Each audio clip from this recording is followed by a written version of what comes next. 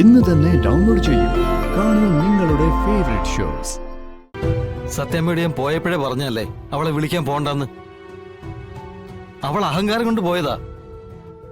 പുകഞ്ഞ കൊള്ളി പുറത്ത്. അങ്ങനെ കരുതണമായിരുന്നു. എടാ, അങ്ങനെ കരുതിയാലേ വളർന്നു വരുന്ന പപ്പിയുടെ ഭാവി എന്താകും?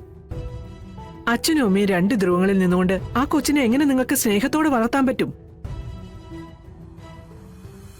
നിങ്ങൾ ഇങ്ങനെ കീരിയും പാമ്പ് പോലെ നിന്നാ അതിനിങ്ങനെ സമാധാനത്തോടെ പഠിക്കാൻ പറ്റൂടാ? എടാ, നമ്മൾ മുതിർന്നവരെ പോലൊന്നും അല്ല കുട്ടികളുടെ മനസ്സേ. സങ്കടങ്ങൾ അവരെ വല്ലാതെ തളർത്തിക്കളയും. മോളുടെ ഭാവിക്ക് വേണ്ടിയെങ്കിൽ ശ്യാമയെ പറഞ്ഞ് മനസ്സിലാക്കി കൂട്ടിക്കൊണ്ടുവരണമെന്നേ ഞാൻ നിന്നോട് പറയത്തുള്ളൂ. എടാ, ആകെ നമുക്ക് ഈ ഭൂമി ജീവിക്കാൻ കിട്ടിയേക്കുന്ന കുറച്ച് നാളുകളാ. അതിങ്ങനെ വഴക്കും ബഹളമായിട്ട് മുന്നോട്ട് കൊണ്ടുപോകണോ വേണ്ടതെന്ന് നിങ്ങൾ തന്നെ പരസ്പരം സംസാരിച്ച് തീരുമാനത്തിലെത്തിയാ മതി. ഞങ്ങളായിട്ട് ഇടപെട്ടൊന്നും വരികയും വേണ്ട. എന്താടാ, അച്ഛൻ പറഞ്ഞത് നിനക്ക് ചെയ്യാൻ പറ്റുമോ? അച്ഛാ, ഡിവോഴ്സ് എങ്കിൽ ഡിവോഴ്സ്. അവൾ ആരെയും പേടിപ്പിക്കുന്നേ? പക്ഷേ പപ്പയെ ഞാൻ വിട്ടുകൊടുക്കില്ല. മോളെ വേണം, ഒപ്പം ശ്യാമയും വേണം. നിന്റെ ഭാര്യയായിട്ടാ അവളെ ഇങ്ങോട്ട് കൂട്ടിക്കൊണ്ടുവന്നത്.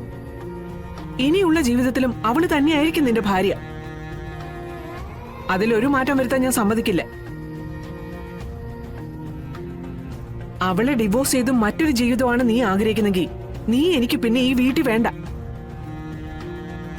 ഇവിടെ ആ രീതിയിലൊരു പേരുദോഷം കൂടി വേണ്ട.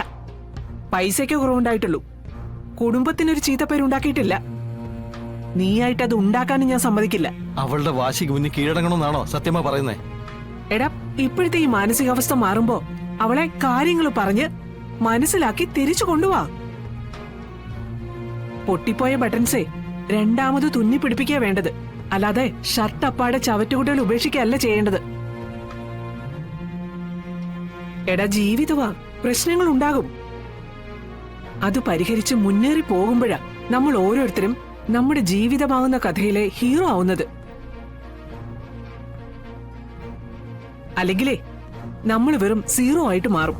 സീറോ, മനസ്സിലായില്ലേ? അങ്ങനെ വിലയില്ലാത്തവനായി ജീവിക്കുന്നതാണോ വിലയോടുകൂടി ജീവിക്കുന്നതാണോ നല്ലതെന്ന് നീ ഒന്ന് ചിന്തിക്ക്. എടാ, ഒരിക്കൽ ചുവപ്പ് മഷി വീണാലേ അത് മായ്ക്കാൻ പേപ്പറിലായാലും ജീവിതത്തിലായാലും വലിയ പാടാ. നീ ഒന്ന് ചിന്തിക്ക്, എന്നിട്ട് അവളെ പോയി വിളിച്ചോണ്ട് വാ. പിന്നെ നീ അവളെ പോയി വിളിച്ചിട്ട് ഇങ്ങോട്ട് കേറിയാ മതി. രണ്ടുപേരും ഒരുമിച്ച്, അല്ലാതെ നീ ഒറ്റയ്ക്ക് ഇങ്ങോട്ട് കേറണമെന്നില്ല. മനസ്സിലായോ നിനക്ക്?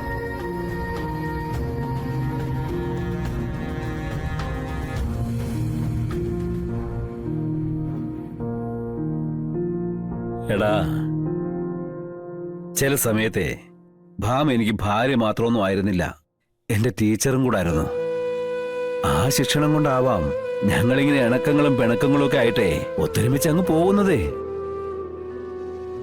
ഒരമ്മയെന്ന നിലയിൽ നീ അവളുടെ ഉപദേശം സ്വീകരിച്ചില്ലെങ്കിലും എനിക്ക് ശിക്ഷണം തന്ന ടീച്ചർ എന്ന നിലയിൽ നീ ആ വാക്കുകൾ കേൾക്കണം.